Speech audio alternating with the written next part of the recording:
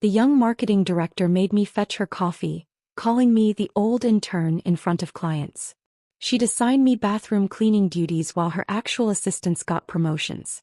At the quarterly meeting, she announced I was being restructured out. I stood up, walked to the projector, and showed everyone what I'd really been working on. "Lillian, would you mind grabbing me a latte? Make sure it's oat milk. I'm lactose intolerant." Brooklyn's voice carried across the conference room like nails on a chalkboard, interrupting the client presentation I'd been developing for 3 weeks.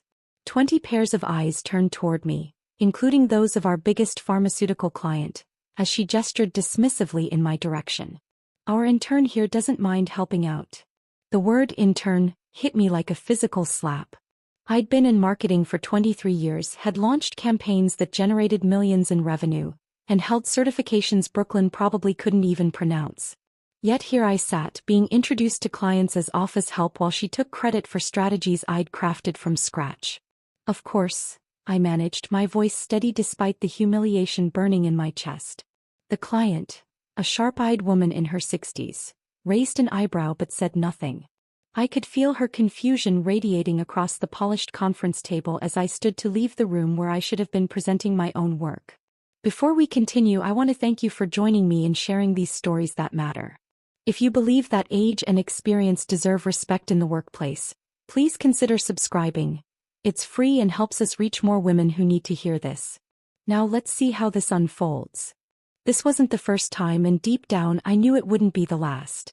The coffee shop downstairs buzzed with the usual morning crowd, and I found myself standing in line, wondering how I'd gotten here. 3 months ago, I'd walked into Morrison & Associates with my head held high, excited to bring my expertise to a growing firm. The hiring manager, Janet, had been thrilled with my portfolio. "Your experience with integrated campaigns is exactly what we need," she'd said, shaking my hand warmly. "Brooklyn will be lucky to have someone like you on her team." Lucky. The irony wasn't lost on me now as I ordered Brooklyn's complicated latte, watching the barista roll her eyes at the specific instructions I'd been given. When I returned to the conference room, Brooklyn was already deep into my presentation, the one I'd stayed late perfecting, complete with market research I'd gathered personally. She didn't even glance my way as I set her coffee down, too busy explaining her innovative approach to targeting demographics. "Brilliant work, Brooklyn," the client said, nodding approvingly. "Your insights into the 50-plus market are particularly impressive." I bit my tongue so hard I tasted copper. Those insights came from my own experience, my own demographic research, my own understanding of what motivated women like me. Brooklyn had simply copied and pasted my analysis into her slide deck, adding her name to the header. The pattern emerged slowly, like a photograph developing in a darkroom. First came the coffee runs. Always during important meetings, always with complicated orders that took just long enough to make me miss crucial discussions. Then the introductions began changing. In week 1, I was Lillian, our new marketing specialist. By week 3, I'd become Lillian, who helps us out with various projects. By month 2, I was simply our intern. The bathroom incident happened on a Tuesday that started like any other. I was reviewing campaign metrics when Brooklyn appeared at my desk, her signature fake smile plastered across her face. "Lillian, the executive restroom needs attention. The cleaning crew missed it yesterday." She placed a basket of supplies next to my keyboard with deliberate care. "You've got experience cleaning up messes, right?" The implication hung in the air like smoke. Around us, conversations stopped. Sarah, one of Brooklyn's assistants, suddenly became very interested in her computer screen. Marcus from the creative team cleared his throat and walked away quickly. Everyone knew what was happening, but no one dared intervene.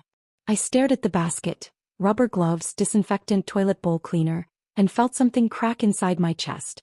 This wasn't about cleanliness or helping out. This was about power, about putting me in my place, about making sure everyone knew exactly where I stood in Brooklyn's hierarchy. "Of course," I said again, the same phrase that had become my default response to her increasingly ridiculous demands. But this time as I picked up the basket I made a mental note. Date, time, witnesses present. This was going too far, and somewhere in the back of my mind a plan began forming. The bathroom was pristine. Clearly the cleaning crew hadn't missed anything. As I knelt on the cold tile floor, scrubbing toilets that didn't need scrubbing, I thought about my daughter. Jessica worked as a software engineer in Seattle, commanding respect from colleagues half her age. What would she think if she could see me now? The woman who'd raised her to never let anyone diminish her worth was literally on her knees in an office bathroom, cleaning up messes that didn't exist. When I returned to my desk 40 minutes later, Brooklyn was holding court near the water cooler, regaling her assistants with stories about social media trends. Some people just can't adapt, she was saying loud enough for me to hear. They're stuck in the past thinking newspaper ads and radio spots still matter. It's actually kind of sad. Her assistant Emma giggled nervously. But experience counts for something, right? Brooklyn's laugh was sharp, cutting. Experience with outdated methods isn't really experience at all. It's more like institutional memory. Nice to have around for context, but not particularly useful for actual strategy. I settled back into my chair, my hands still smelling faintly of disinfectant despite thorough washing. Institutional memory. That's what 23 years of successful campaigns had been reduced to in Brooklyn's world. I opened my laptop and began typing, not campaign copy or market analysis but something else entirely. A document I titled Timeline of Events. Date, time, incident, witnesses present. The supply closet assignment came 3 weeks later, perfectly timed to coincide with the quarterly strategy session I'd been preparing for months. Brooklyn appeared at my desk with another fake smile, this one even more transparent than usual. Lillian, I need you to organize the supply closet today. It's a disaster and we have executives coming through next week. She paused, tilting her head with mock concern. I know you were planning to sit in on the strategy meeting, but honestly your time is better spent on practical tasks. The meeting will be pretty technical. Lots of digital analytics and platform optimization. Probably over your head anyway. The words hit like physical blows, each one carefully chosen to wound. Behind Brooklyn, I could see the conference room where my colleagues were gathering for the meeting I'd helped plan. Charts and graphs I'd created covered the walls. Strategies I'd developed filled the agenda. And I was being sent to organize office supplies like a receptionist from 1985. What about the Morrison account presentation? I asked, trying to keep my voice level. I've been developing that campaign for 6 weeks. Brooklyn's smile widened. Oh, don't worry about that. Emma pulled together some fresh ideas yesterday. Much more contemporary approach. You understand. I understood perfectly. Emma, fresh out of college with a marketing degree and zero real-world experience, had probably spent an hour repackaging my work with trendier language and brighter colors. She'd get the credit, the presentation, and probably the promotion that should have been mine. That night, I sat in my car in the parking lot for 47 minutes, watching Brooklyn's BMW disappear into traffic. My hands gripped the steering wheel so tightly my knuckles went white, and for the first time in months, I let myself feel the full weight of what was happening to me. This wasn't just workplace politics or personality conflicts. This was systematic, deliberate, and designed to push me out. Through my windshield I could see lights still on in the building, probably the cleaning crew finishing their work. The real cleaning crew, the one that actually kept the office spotless without being asked to humiliate fellow employees. I thought about calling Jessica, about pouring out my frustrations to someone who would understand. But what would I say? That I was being treated like an intern despite 2 decades of experience? That I was cleaning bathrooms while someone half my age stole my work? The shame burned hotter than the anger because part of me wondered if Brooklyn was right. Maybe I was outdated, maybe my experience didn't matter in this new world of instant everything and algorithmic marketing. Maybe I should just accept the early retirement package that seemed inevitable, take my pension and fade quietly into irrelevance. But as I finally started my engine and pulled out of the parking lot, passing the building where my career was being systematically dismantled, I made a decision. Brooklyn wanted to play games with my professional reputation? She wanted to treat me like some relic from a bygone era? Fine. Let her underestimate exactly what this old intern was capable of. After all, she'd made one crucial mistake in her campaign against me. She'd assumed that someone with my experience hadn't learned a few things about strategy, documentation, and the art of war along the way. The next morning, I arrived at the office 30 minutes early, armed with a leather-bound notebook I'd picked up from the bookstore on my way home. The parking lot was nearly empty, just a few early birds like myself who preferred the quiet hours before the chaos began. I sat in my car for a moment, running my fingers over the smooth cover of what would become my secret weapon. Inside, I'd already written 3 entries from memory: the coffee incident, the bathroom assignment, and the supply closet humiliation. Each entry included the date, time, location, witnesses present, and Brooklyn's exact words when I could remember them. What surprised me was how easily the details came flooding back, as if my mind had been unconsciously cataloging every slight, every dismissive comment, every calculated insult. My first real break came during the Tuesday morning team meeting, when Brooklyn decided to share her thoughts about our new social media strategy. She was explaining something about authentic engagement when her phone buzzed with a text message. Without missing a beat, she glanced at it and smirked. "Speaking of authentic," she said, looking directly at me with that familiar cruel smile, "we need to make sure our content doesn't scream retirement home brochure. Our demographic research shows clients respond better to fresh, youthful perspectives. No offense, Lillian, but your generation's idea of cutting edge stopped somewhere around Facebook's early days." The room fell uncomfortably silent. Marcus shifted in his chair. Emma suddenly found her coffee cup fascinating. But I just smiled and nodded, my hand casually resting on my phone where the voice memo app was already recording. Brooklyn had no idea she'd just handed me golden evidence, complete with witnesses and a timestamp. "None taken," I replied calmly. Though I should mention I was actually developing integrated social campaigns when most of our team was still in middle school. Brooklyn's smile twitched, but she pressed on. "Experience with outdated platforms isn't really the same thing, though. We need people who understand TikTok psychology, Instagram algorithms, the whole ecosystem. It's probably best if you focus on more traditional tasks while we handle the digital innovation." I nodded again, still recording, still smiling. Each word was another nail in her professional coffin, though she was too arrogant to realize it. After the meeting, I transferred the audio file to my secure cloud storage and transcribed every word into my notebook. The pattern was becoming clearer with each documented incident. Brooklyn wasn't just being mean, she was systematically building a case for my irrelevance, creating a paper trail that would justify my eventual termination. But two could play that game. The breakthrough came 3 weeks later, when Sarah appeared at my desk after most of the office had cleared out for the day.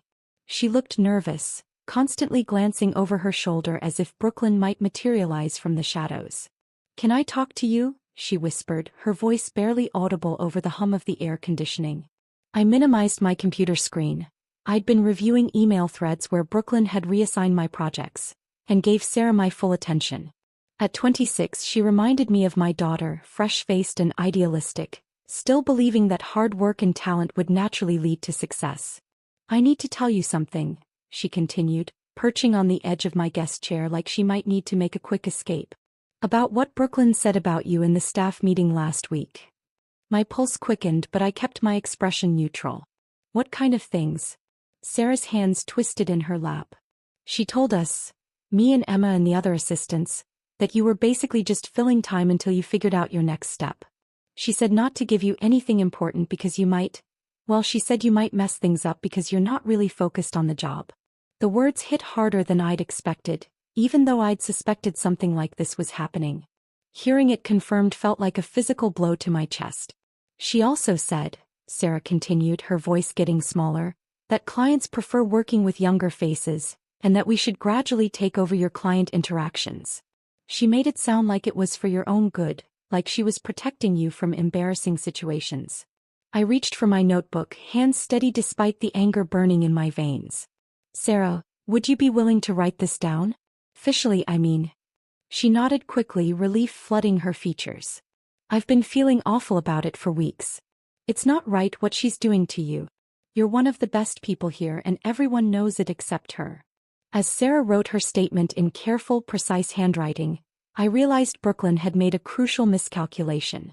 She'd assumed that younger employees would automatically side with her, that they'd see me as dead weight worth discarding. Instead, her treatment of me had made them uncomfortable, had awakened their sense of fairness and justice. Emma approached me 2 days later with her own story.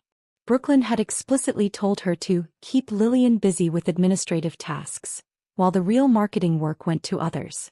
She'd even suggested that I was getting confused by new technology and needed simpler assignments to avoid mistakes. "I have the email where she wrote all this," Emma said, forwarding it to me immediately. "I saved it because something felt wrong about the whole thing."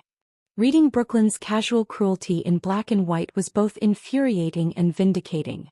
She'd been sloppy, leaving digital footprints everywhere, apparently believing that no one would ever challenge her authority or question her decisions. But the real goldmine came when I started reaching out to former employees. Finding Margaret took some detective work. She'd scrubbed her LinkedIn profile and wasn't listed in any company directories. I finally tracked her down through a mutual connection in the industry who remembered her fondly. "Margaret Chin," she said when I called. "Oh my goodness, I wondered what happened to her. She just disappeared one day. Very mysterious." When I finally reached Margaret herself, the conversation began tentatively but quickly turned emotional. She'd been with the company for nearly 20 years, a dedicated financial analyst who'd won multiple performance awards. Then Brooklyn arrived, and suddenly Margaret was making computational errors and showing resistance to new methodologies. "I kept wondering if I was losing my mind," Margaret said, her voice thick with remembered pain. "Everything I did was suddenly wrong. Every report needed revision. Every analysis was outdated. I started doubting myself, wondering if I really had become obsolete." She'd kept documentation too. Performance reviews that contradicted years of exemplary evaluations, emails where Brooklyn questioned her competence, meeting notes where her contributions were dismissed as traditional thinking. When I asked if she'd consider supporting a discrimination case, she was quiet for a long moment. "I thought I was the only one," she finally whispered. "I thought it was just me, that maybe I really wasn't good enough anymore." Paul's story was similar but more heartbreaking. A creative director with 15 years at the company, he'd watched his ideas get reassigned to younger team members while he was relegated to proofreading and file organization. Brooklyn had documented a pattern of creative stagnation and resistance to contemporary design trends that bore no resemblance to the innovative campaigns he'd been producing for over a decade. "She made me feel like a dinosaur," he said during our phone call. "Like everything I knew about design and branding was worthless. I started believing it myself." With their statements added to my growing file, I realized I wasn't dealing with isolated incidents of workplace bullying. This was systematic age discrimination, carefully orchestrated and meticulously documented by Brooklyn herself. She'd created a paper trail of manufactured incompetence to justify pushing out experienced employees. My final step was reaching out to Elizabeth Morrison, a lawyer who specialized in employment discrimination. Her receptionist scheduled a consultation for the following week, but Elizabeth called me personally that evening after reviewing the preliminary materials I'd sent. "This isn't just discrimination," she said without preamble. "This is systematic harassment designed to force older employees out of the company. How many others do you think there might be?" That question haunted me as I hung up the phone. How many others had Brooklyn driven away? How many experienced professionals had left believing they were truly inadequate, never realizing they'd been targeted for elimination? For the first time in months, I felt something I'd almost forgotten. Hope. Not just for justice but for vindication. Brooklyn's arrogance had been her downfall. She documented her own discrimination so thoroughly that building a case against her would be like connecting dots in a children's coloring book. The predator had become the prey, and she didn't even know it yet. The EOC office smelled like stale coffee and bureaucratic resignation. I sat in the waiting room, clutching my manila folder filled with months of carefully documented evidence, watching other people navigate their own workplace nightmares. A woman about my age sat across from me, her hands shaking as she filled out forms. A younger man paced near the window, muttering quietly into his phone about overtime violations. When my name was called, I followed a tired-looking caseworker down a hallway lined with motivational posters about workplace rights. The irony wasn't lost on me. Here I was, filing a discrimination complaint while Brooklyn was probably back at the office, blissfully unaware that her world was about to implode. "Mrs. Patterson," the caseworker said, settling behind her desk with my file. "I've reviewed your preliminary submission. This appears to be a textbook case of age discrimination with a pattern of systematic harassment." Her words should have felt validating, but instead they made my stomach clench. This was really happening. I was crossing a line that couldn't be uncrossed, filing an official complaint that would set forces in motion I couldn't control. "What happens next?" I asked, my voice steadier than I felt. "We'll investigate, interview witnesses, review documentation. The process typically takes several months. He paused, studying my face. Are you prepared for potential retaliation? Employers sometimes escalate hostile behavior once they know a complaint has been filed. I almost laughed. Ma'am, the retaliation started months ago. At this point, I'm just making it official. That evening, Elizabeth Morrison called with an update on the parallel lawsuit we were preparing. Her voice carried the kind of controlled excitement that lawyers get when they know they have an airtight case. I've never seen documentation this thorough, she said. Brooklyn essentially built our case for us. But we need to discuss timing. When do you want to serve the papers? The question hung in the air while I considered my options. I could go quietly, settle privately, take whatever severance they offered and disappear into early retirement. That's what they expected, what they were counting on. Older employees were supposed to fade gracefully, not fight back publicly. I want maximum impact, I told her. Not just for me but for everyone she's driven out before. What did you have in mind? That's when inspiration struck. I'd been thinking about this all wrong, approaching it like a traditional legal matter when what I really needed was a marketing campaign. And I knew exactly the right venue for my product launch. The next day I cornered Sarah during her lunch break. She was sitting alone in the break room, scrolling through her phone while picking at a salad that looked more like punishment than food. Sarah, can I ask you something about company procedures? I said, sliding into the seat across from her. She looked up nervously, probably wondering if Brooklyn had sent me to spy on her. Sure, what's up? The quarterly meetings, they're pretty formal affairs, right? Leadership presentations, client updates, that sort of thing. Oh yeah, they're huge productions. Brooklyn always treats them like her personal TED Talk. Sarah rolled her eyes. She spends weeks preparing her presentation, making sure everything's perfect. The whole thing gets live-streamed to the satellite offices and recorded for the company archive. My heart started racing. Live-streamed to whom exactly? Everyone. All the regional managers, legal department, HR leadership, even some of our bigger clients who want to stay informed about company direction. She took a bite of lettuce, completely unaware she'd just handed me the keys to Brooklyn's professional destruction. Why do you ask? Just curious about company culture, I said casually. When's the next one? 3 weeks from Friday.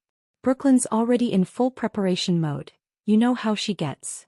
I certainly did know how she got. Obsessive, controlling, desperate to impress. She'd spend the next 3 weeks perfecting her presentation, polishing her image, making sure every detail reflected her vision of leadership excellence. She'd never suspect that someone she considered beneath notice was planning to hijack her moment of glory.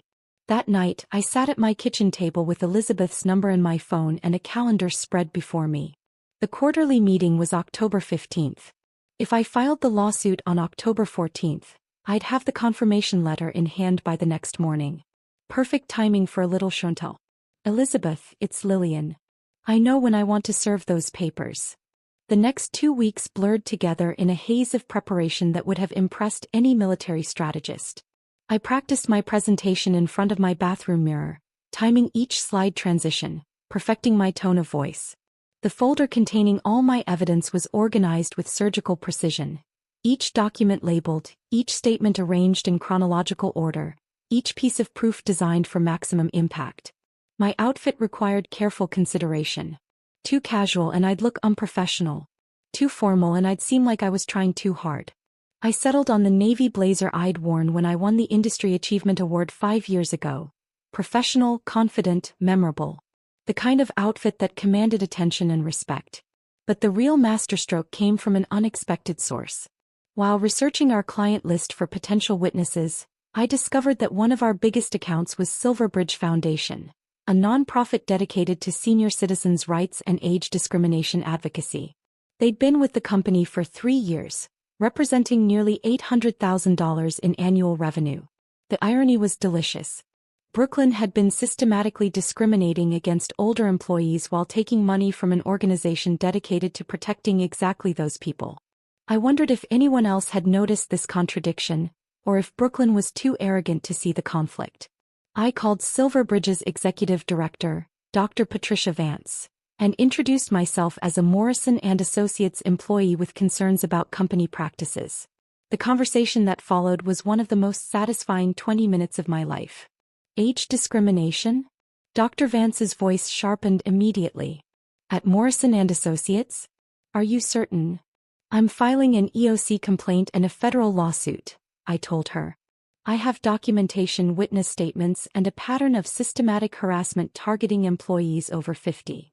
The silence stretched so long I wondered if we'd been disconnected.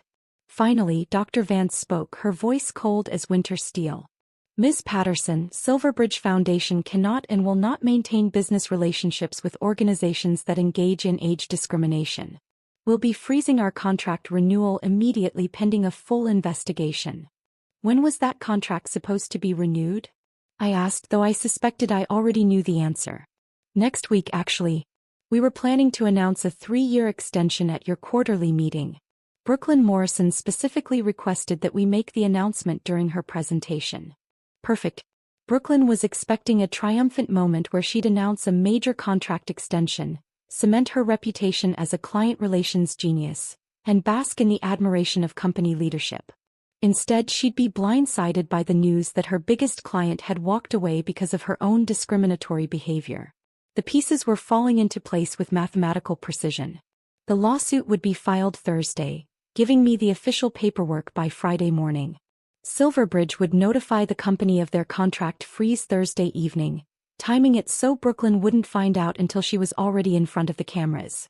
And I'd be sitting in that conference room with a folder full of evidence, ready to turn her moment of glory into a public reckoning. That Thursday night I barely slept. Tomorrow would either vindicate months of careful planning or expose me as a vindictive employee making wild accusations.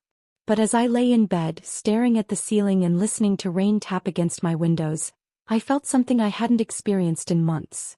Peace. Brooklyn had spent so much time underestimating me, dismissing my experience and competence, that she'd never considered I might be capable of strategic thinking. She saw an aging woman clinging to relevance, not a seasoned professional with decades of experience in planning campaigns, managing timelines, and executing complex strategies. Tomorrow she'd learn the difference between age and wisdom. And the lesson would be delivered in front of everyone who mattered to her career. Friday morning arrived with the kind of crisp October air that promised change. I stood in my bedroom, fingering the fabric of my navy blazer, the same one I'd worn to accept the Excellence in Marketing Innovation Award 3 years ago. Back then, I'd felt invincible standing on that stage while industry leaders applauded my campaign that had revolutionized senior market targeting. Today the blazer felt like battle armor, each button a small act of defiance. The drive to the office was surreal. Every red light, every turn felt significant, as if the universe was giving me one last chance to change my mind. My phone buzzed with a text from Elizabeth. Paperwork filed. Confirmation in your email. Good luck today. I pulled into the parking lot and sat for a moment, watching Brooklyn's BMW gleaming in its reserved spot near the entrance. The quarterly meeting was scheduled for 10:30, but I arrived at 8 to prepare. The conference room buzzed with IT technicians setting up the livestream equipment, adjusting cameras and testing audio levels. I watched them work, knowing that in a few hours, this ordinary conference room would become the stage for Brooklyn's professional destruction. Big day today, Marcus said, passing by with his coffee. Brooklyn's been hyping this presentation for weeks. Something about major announcements and strategic partnerships. I managed a smile. Should be memorable. The morning crawled by with agonizing slowness. Every email notification made my heart jump. Every footstep in the hallway could be someone coming to tell me the plan had fallen apart. But at 10:15 I received the confirmation I'd been waiting for. Dr. Vance had officially notified company leadership that Silverbridge Foundation was freezing their contract pending investigation of discrimination allegations. Brooklyn would walk into that meeting expecting to announce a 3-year contract extension worth nearly $1 million. Instead, she'd learn that her biggest client had abandoned ship because of her own behavior. The conference room filled gradually. Regional managers appeared on the wall-mounted screens, their faces pixelated but attentive.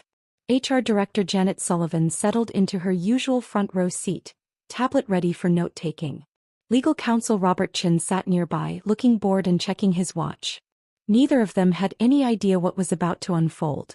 Brooklyn made her entrance at exactly 10:28, because she'd calculated that arriving 2 minutes before start time projected confidence without appearing rushed. She wore her signature red blazer, the one she claimed made her look executive-ready, and carried herself with the swagger of someone who owned the room. "Good morning, everyone," she began, her voice carrying that artificially sweet tone I'd learned to despise.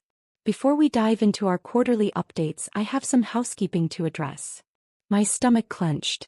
This wasn't how I'd expected her to start. Brooklyn smiled that predatory smile and gestured vaguely in my direction.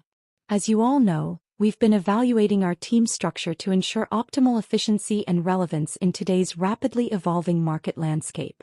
The corporate speak was thick enough to choke on, but I recognized the setup. She was positioning my termination as a strategic business decision rather than what it really was: targeted harassment. "After careful consideration, we've decided to restructure Lillian's position." She made air quotes around the word restructure as if the euphemism was some kind of inside joke. "Lillian's been such a learning experience for all of us, and we think it's time for her to explore opportunities that better match her, shall we say, traditional skill set." A few people chuckled nervously. Sarah stared at her hands. Emma shifted uncomfortably in her chair. The silence that followed felt heavy and awkward, filled with the kind of tension that comes when everyone knows something wrong is happening but no one wants to be the one to say it. Brooklyn basked in the discomfort for a moment before continuing. "We're confident this decision will allow us to bring in fresh talent with contemporary perspectives that align with our forward-thinking approach." That was my cue. I stood up slowly, deliberately, the way I'd practiced in my living room mirror. The room fell completely silent. Even the whispered conversations from the remote participants seemed to stop. Every eye in the room focused on me as I walked to the front, my folder clutched in steady hands. Brooklyn's expression shifted from smug satisfaction to confusion as I approached the projector setup. "Lillian, what are you doing? This isn't really the time for..." I ignored her, pulling out my laptop and connecting it to the presentation system. The legal documents in my folder rustled as I distributed copies to Janet Sullivan, Robert Chin, and CO David Morrison, who just arrived and was taking his seat at the head of the table. "What is this?" Brooklyn asked, her voice climbing an octave. The confidence was already beginning to crack. I turned to face the room, my hands surprisingly steady as I navigated to my first slide. On screens across 3 states, my carefully prepared presentation replaced Brooklyn's corporate logo. "Slide 1, I said calmly, UC complaint confirmation, filed yesterday against Morrison and Associates for systematic age discrimination." The words hit the room like a physical force. Brooklyn's mouth fell open. Janet Sullivan leaned forward, suddenly very interested in the document I'd handed her. David Morrison's face went completely pale as he realized what was happening. "Slide 2. Documented evidence of discriminatory comments and harassment, including audio recordings and witness statements." Brooklyn tried to interrupt. "This is completely inappropriate, you can't just..." "Slide 3, I continued, my voice cutting through her protests. "Company handbook violations with specific policy citations." Each click of my presentation remote felt like firing a cannon. The room was so quiet I could hear the humming of the air conditioning, the soft whir of the cameras capturing everything for the company archive. "Slide 4. Statements from former employees Margaret Chin and Paul Rodriguez, both over 50, both forced out under similar circumstances." Brooklyn finally found her voice. "This is highly inappropriate behavior during a professional meeting." "So is age discrimination," I replied, my voice steady and clear. For once, Brooklyn had no witty comeback, no dismissive gesture, no microphone to hide behind. "Slide 5, I said, advancing to my final slide. Contract freeze notification from Silverbridge Foundation, effective immediately, pending investigation of discrimination allegations." The impact was instantaneous and devastating. David Morrison's face shifted from pale to gray as he processed the financial implications. Brooklyn's carefully constructed world crumbled in real time as she realized her moment of triumph had become her professional execution. "That's impossible," she whispered, but her voice cracked on the words. "Silverbridge is announcing their contract extension today. We have a 3-year deal worth..." I corrected. Past tense. Dr. Vance called yesterday to inform the company that they cannot maintain business relationships with organizations that engage in age discrimination. Brooklyn's face cycled through 3 different shades of red in 30 seconds. She looked frantically around the room, seeking support, allies, anyone who might rescue her from this nightmare. But the colleagues who'd laughed at her jokes about my age now stared at their laptops, suddenly fascinated by their screens. "This is a setup," she managed, her voice barely above a whisper. "This is vindictive and unprofessional and documented," I finished. "Every incident, every comment, every email.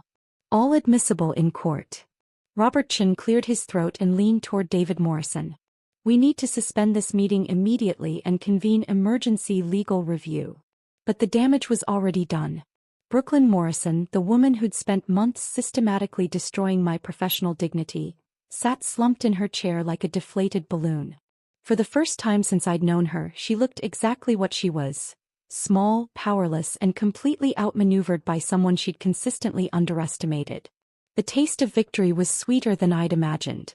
The silence that followed my presentation was unlike anything I'd ever experienced. It wasn't the quiet of a library or the hush of a church. It was the profound stillness that comes when the world shifts on its axis and everyone in the room realizes they've just witnessed something irreversible. David Morrison's hands trembled slightly as he set down the Silverbridge contract freeze letter. The paper seemed to weigh 1,000 pounds in his grip, each word representing not just lost revenue but a complete failure of leadership oversight. His eyes moved from the document to Brooklyn, then to me, then back to the document, as if he couldn't quite process how his Friday morning had transformed into a corporate nightmare. "Security," he said quietly, his voice barely audible over the humming of the livestream equipment that was still broadcasting our corporate meltdown to offices across 3 states. "Please escort Ms. Morrison to her office to collect her personal items." Brooklyn's head snapped up like she'd been slapped. "David, you can't seriously be. This is a misunderstanding, a vindictive employee making false accusations." "The recording devices captured everything, Brooklyn." Janet Sullivan's voice cut through the room with surgical precision. "Including your comments about clients preferring younger faces and your instructions to keep older employees busy with tasks that wouldn't mess anything up." The color drained from Brooklyn's face as she realized the full scope of her exposure. Every meeting she'd dominated, every dismissive comment she'd made, every age-related joke she'd shared. All of it had been documented with the thoroughness of a federal investigation. Robertson closed his laptop with a decisive snap. "We need immediate damage control. Legal review of all terminations in the past 18 months, particularly employees over 45. Full audit of management practices. And someone needs to call our insurance carrier about potential liability exposure." As the security guard approached Brooklyn's chair, she made one last desperate attempt to salvage her dignity. "This is absurd. I built this department from nothing. My performance metrics speak for themselves. One disgruntled employee with a grudge can't undo years of successful leadership." "Your successful leadership just cost us nearly $1 million in annual revenue," David Morrison interrupted, his voice sharp enough to cut glass. "Your successful leadership has exposed us to federal discrimination charges. Your successful leadership is about to become front-page news in every industry publication that covers employment law." Brooklyn stood slowly, her red blazer no longer projecting power but making her look like a cardinal caught in a hunter's trap. As she gathered her purse, her eyes met mine for a split second. The arrogance was gone, replaced by something I'd never seen in her before: fear. Not fear of losing her job, but fear of being exposed as exactly what she was: a workplace bully whose cruelty had finally caught up with her. The security guard waited patiently as she walked toward the door, her heels clicking against the conference room floor with a hollow sound that echoed off the walls. Just before she reached the threshold, she turned back one final time. "This isn't over, Lillian," she said, but her voice lacked conviction. Even she knew it was over. The door closed behind her with a soft click, and suddenly the room could breathe again. The executives on the video screens began talking in hushed tones, probably calculating how this disaster would affect their own regional offices. IT technicians started disconnecting equipment, eager to escape the corporate carnage they'd inadvertently broadcast. Janet Sullivan approached my seat with a manila folder tucked under her arm. "Lillian, we need to discuss next steps. Given the circumstances, we're placing you on administrative leave with full pay while we conduct our internal investigation." I nodded, understanding the corporate dance that had to be performed. They needed time to assess the damage, craft their response, and figure out how to minimize their legal exposure. We'll also be preparing a severance package, she continued, along with a formal letter of apology from the company for the treatment you endured. What kind of severance package? I asked, though I already suspected what was coming. Generous compensation, extended healthcare benefits, positive employment references. She paused, studying my face carefully. In exchange for a non-disclosure agreement regarding the events that led to your departure. There was the corporate equivalent of hush money, wrapped in professional language and tied with a bow made of legal protections. They wanted to pay me to disappear quietly, to take their money and never speak publicly about what Brooklyn had done or how the company had enabled her behavior. I'll need to review any offer with my attorney, I said, which was polite corporate speak for, absolutely not. Janet's expression shifted slightly, like she'd been expecting easy compliance and was recalibrating her approach. Of course. Take all the time you need. I think you'll find our offer quite reasonable. But reasonable wasn't what I was after. Justice was. Over the next week, the corporate fallout spread like wildfire through gasoline-soaked kindling. David Morrison called an emergency board meeting. The legal department worked overtime preparing damage assessments. HR launched what they euphemistically called a culture review, but what everyone knew was a desperate search for other potential liability time bombs. The most satisfying development came from an unexpected source. Linda Martinez from operations appeared at my door the following Tuesday evening, her face pale but determined. I heard what you did, she said without preamble. About Brooklyn, I mean. About standing up to her. Linda was 53, a 20-year company veteran who'd been quietly watching her responsibilities get reassigned to younger colleagues over the past year. She'd endured Brooklyn's jokes about digital natives, and suggestions that maybe she'd be more comfortable in a less demanding role. I've been documenting everything, she continued, pulling out a notebook remarkably similar to mine. Dates, times, witnesses. I thought I was going crazy, thought maybe I really was too old to keep up. But seeing you stand up in that meeting, seeing Brooklyn's face when you showed those slides, I realized I wasn't imagining things. By Thursday, Linda's testimony had been added to Elizabeth Morrison's expanding case file. By the following Monday, Janet Williams from sales had contacted my attorney with her own documentation of age-related harassment. Both women were over 50. Both had impeccable performance records. Both had been systematically marginalized by Brooklyn's modernization initiatives. The individual lawsuit I'd filed was transforming into something larger, more significant. 3 women, 3 decades of combined experience, 3 parallel stories of discrimination that painted a picture of systematic harassment too clear to deny or dismiss. Brooklyn's professional demise accelerated with stunning speed. Industry publications picked up the story within a week, framing it as a cautionary tale about workplace discrimination in the modern economy. Her LinkedIn profile, once filled with corporate buzzwords and leadership platitudes, went dark completely. Former colleagues reached out through intermediaries to distance themselves from her methods, suddenly remembering concerns they'd never voiced when she held power over their careers. The beautiful irony wasn't lost on me. Brooklyn, who'd built her career on staying ahead of trends and managing corporate image, had become the poster child for everything wrong with modern workplace culture. Her name became synonymous with age discrimination in professional circles, a cautionary tale shared in HR training sessions and whispered about in executive break rooms. The silence that followed my presentation had been profound, but the silence surrounding Brooklyn's professional exile was even more complete. In an industry built on networking and reputation, she'd become radioactive overnight. Nobody wanted to be associated with the marketing director who'd cost her company $1 million client and triggered a federal discrimination investigation. Sometimes the most devastating revenge isn't loud or dramatic. Sometimes it's simply watching someone's carefully constructed world collapse under the weight of their own actions, while everyone who once enabled them suddenly develops selective amnesia about ever knowing them at all. 3 months after rejecting Morrison & Associates' severance offer, I signed the lease on a small office space in downtown's Arts District. The building was a converted warehouse with exposed brick walls and windows that let in rivers of natural light, nothing like the sterile corporate environment I'd left behind. As I hung my marketing certifications on the wall next to my new business license, I felt something I hadn't experienced in years: genuine excitement about going to work.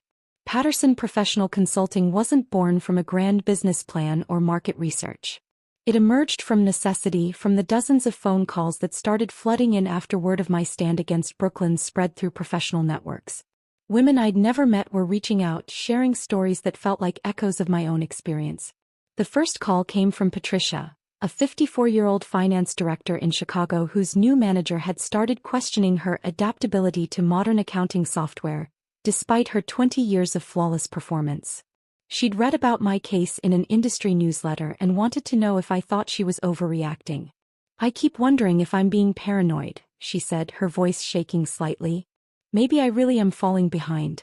Maybe he's right about my technical skills." Listening to her doubt herself, the same self-doubt Brooklyn had tried to plant in me, I realized my fight hadn't ended with that conference room presentation. It had just begun. "Patricia, when did this questioning of your skills start?" I asked, pulling out a fresh legal pad. "Right after my 54th birthday. He made a joke about it at the office party, said something about hoping I wasn't planning to retire anytime soon because training replacements was such a hassle." I started writing. Date, context, witnesses present. The same methodical documentation that had saved my career could save hers too. Within 6 weeks, I had 12 clients across 4 states. Each consultation began the same way, with a woman questioning her own competence, wondering if age had somehow diminished her professional value overnight. Each session ended with a detailed action plan, documentation strategies, legal resource contacts, and most importantly, a restored sense of personal worth. My breakthrough case came from an unexpected source. Dr. Susan Walsh, a renowned pediatric surgeon in Boston, contacted me about what she called a delicate situation at her hospital. At 57, she was being pressured to reduce her surgical schedule because younger doctors questioned whether her reflexes and stamina could handle complex procedures. "They're not saying I'm incompetent," she explained during our video consultation. "They're just suggesting I might be more comfortable in an advisory role. Less demanding, they say.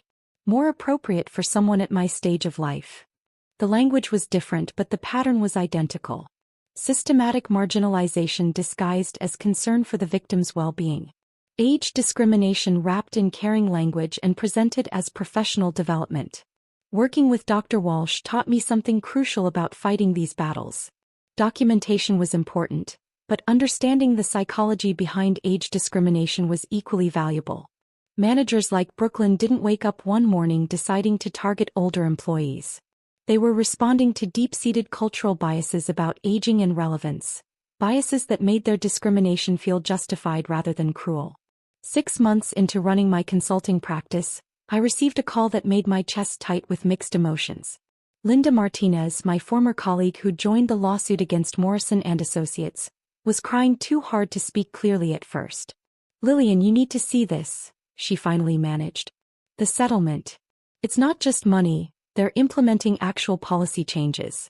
Mandatory bias training for all managers. New oversight procedures for performance reviews. An ombudsman specifically for age discrimination complaints." The settlement had taken 8 months to negotiate, but Elizabeth Morrison had extracted more than financial compensation. She'd forced Morrison and Associates to acknowledge systematic problems and implement structural changes to prevent future discrimination. Brooklyn's replacement had been chosen specifically for her track record of inclusive management, and she'd already reversed several of Brooklyn's modernization decisions. 3 women who were about to be forced out have been reinstated, Linda continued, with back pay and formal apologies. And get this, they've hired 2 new consultants, both over 50, to help rebuild the department's institutional knowledge. Institutional knowledge. The same phrase Brooklyn had used dismissively was now recognized as valuable corporate asset worth protecting and leveraging. But perhaps the most satisfying update came through an entirely different channel. Marcus, my former colleague from the creative department, invited me for coffee 6 months after my dramatic exit. We met at a trendy cafe downtown, the kind of place Brooklyn would have loved. Exposed Edison bulbs, reclaimed wood tables, baristas with carefully cultivated stubble.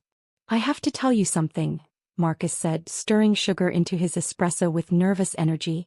"About Brooklyn." I waited, not sure I wanted to hear whatever was coming next. "She's working freelance now. Small clients, mostly startups that can't afford established agencies. I saw her at Starbucks last week, laptop open, working alone. He paused, studying my face for a reaction. She looked diminished, like someone who'd lost something essential and couldn't figure out how to get it back. I waited for the surge of satisfaction, the vindictive pleasure that should accompany news of your former tormentor's professional decline. Instead, I felt something unexpected, a quiet sense of completion, like a book closing after the final chapter. How do you feel about that? Marcus asked, clearly expecting some form of celebration. Settled, I said, surprising myself with the word. Like the universe found its balance again. Justice doesn't always feel triumphant. Sometimes it just feels necessary, like gravity or sunrise. Natural consequences following inevitable laws. These days, I drive past the Morrison and Associates building occasionally, usually when I'm heading to client meetings in that part of the city. The structure looks smaller somehow, less imposing than it did when I worked there. Through the conference room windows, I can see people in meetings, presentations happening, careers being built and challenged and defended. I think about the women still working inside those walls, wondering if they feel safer now, if the policy changes have created real cultural shifts or just better hidden biases. Change in corporate environments moves slowly, like shifting continental plates. Imperceptible day to day but massive over time. My reflection in those windows shows someone I recognize but hadn't seen in years. A professional woman who commands respect through competence rather than demanding it through fear. Someone who understands that true power comes from lifting others up, not pushing them down. Sometimes the best revenge isn't dramatic confrontation or public humiliation. Sometimes it's simply building something better from the ashes of what tried to destroy you, then helping others do the same. Brooklyn may have tried to write my ending, but I chose when to turn the page, and the new chapter turned out to be the best one yet. If this story of workplace justice had you cheering from your seat, press that like button right now. My favorite part was when Lillian calmly walked to that projector and Brooklyn's face went from smug to horrified in seconds. What was your favorite moment?